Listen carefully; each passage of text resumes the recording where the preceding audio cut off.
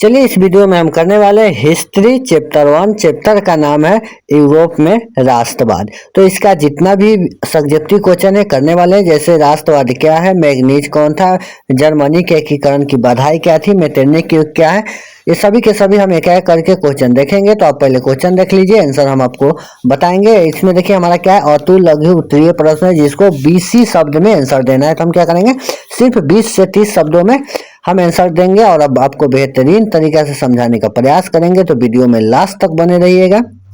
एक एक करके हम समझा देंगे कि राष्ट्रवाद क्या है, मैग्नीज कौन था, जर्मनी के एकीकरण की बाधाएं क्या क्या थी और मेटरनिक युग क्या था। ये सभी के सभी हम आपको आंसर इस वीडियो में देने वाले हैं।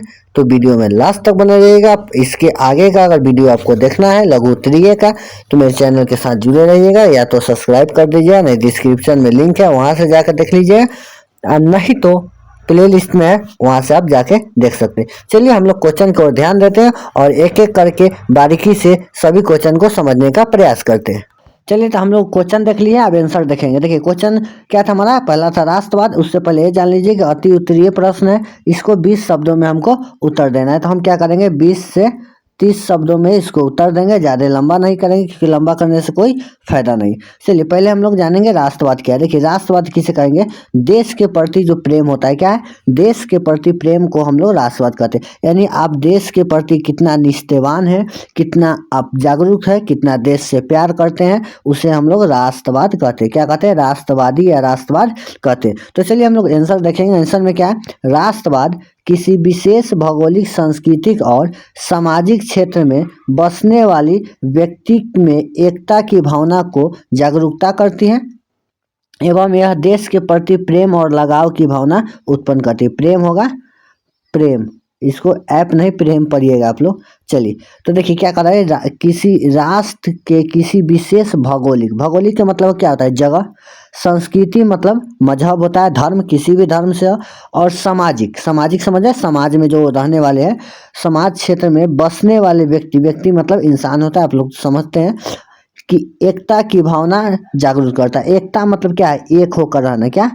एक होना, सभी लोग एक जैसे रहना ही हमारा क्या होता है, भावना को उत्पन्न करता है। और यह देश के प्रति, क्या, देश के प्रति, आपको पता है ना अभी, देश के प्रति प्रेम, यहाँ प्रेम समझिएगा, प्रेम, प्रेम और लगाव की भावना भी उत्पन्न करती है। क्या करती है, प्रति प्रेम और लगाव की भावना भी उत्पन्न करती है, इसे हम लोग राष्ट्रवाद कहते हैं। तो आप लोग राष्ट्रवाद समझ गए होंगे अच्छी तरह, हम लोग राष्ट्रवाद किसे कहते हैं।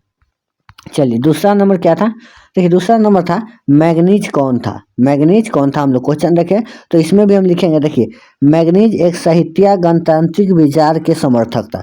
ध्यान से देखिए क्या था, जो मैग्नी था एक साहित्यकार, साहित्यकार था, गणतांत्रिक विचार का समर्थक था। गणतांत्रिक, गणतांत्रिक किसे कहते हैं, जिसमें लोकतंत्र हो, गणतंत्र हो, गणतंत्र यानी गणतांत्रिक, गणतंत्र समझते हैं ना आप लोग, हम लोग गणतंत्र दिवस भी मनाते हैं। तो गणतांत्रिक विचारों के समर्थक और देखिए और योग सेनापति था। योग, योग करने का मतलब क्या, कि वो सेनापति लायक था। योग के मतलब क्या कहते हैं, जो उस लायक हो उसको पद मिलता है, उसे हम लोग क्या कहते हैं, योग कहते हैं। तो जो मैग्नी था, मैग्नी था वो एक क्या था, योग सेनापति, यानी सेनापति के योग था। उससे उसमें आदर्श गुण अधिक, आदर्श गुण और अधिक और व्यवहारिक गुण कम थे।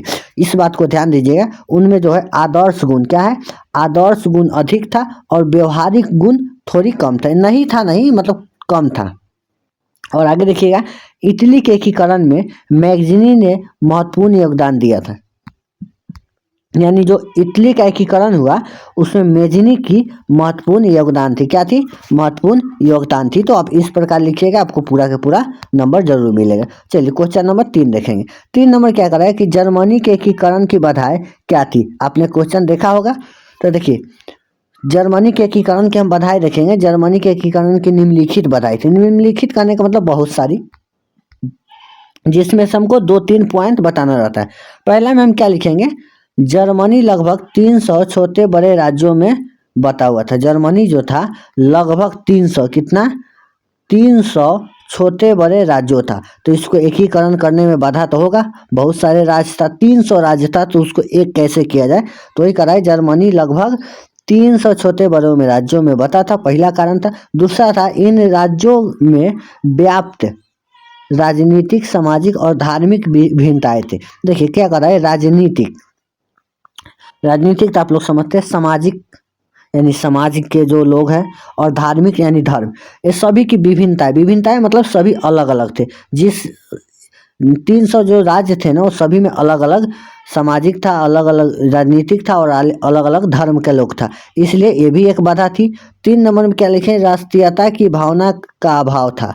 राष्ट्रीयता की भावना का अभाव था, और मतलब वहाँ के लोगों में राष्ट्रीयता की जो भावना थी वो कम थी, मतलब नहीं थी नहीं, वो भी लोग भी उसमें कम थी, क्या थी, कम थे।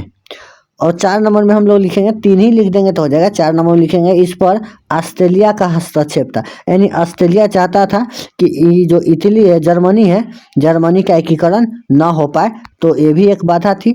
और उसके बाद मेटरनिक का प्रतिक्रियावादी नीति लागू था। जो मेटरनिक एक था क्रूर शासक, उनका भी यहाँ पे नीति लागू हुआ था, तो ये हमारा कारण था। तो इस प्रकार आप लिखिएगा। चलिए 4 नंबर हम लोग देख लेते हैं, क्वेश्चन नंबर 4। देखिए 4 नंबर क्या है, मेटरनिक युग क्या था। आपने क्वेश्चन देखा होगा, मेटरनिक युग क्या था। अब देखिए, ऑस्ट्रेलिया के चांसलर मेटरनिक के 1845 से 1848 तक के काल को मेटरनिक युग कहते हैं।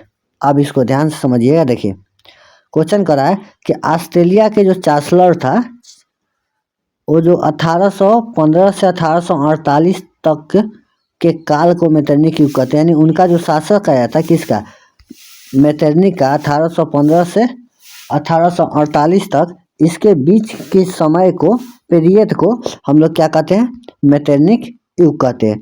अगर देखिएगा, मेटरनिक निरंकुश राजतंत्र में विश्वास रखता था। मेटरनिक जो था निरंकुश राजतंत्र था, उसमें विश्वास रखता था। आगे विश्वास रखता था और क्रांतिकारी के घोर विरोधी था, यानी कोई क्रांति कर दे, आंदोलन कर दे, उसका क्या था, ये विरोधी था।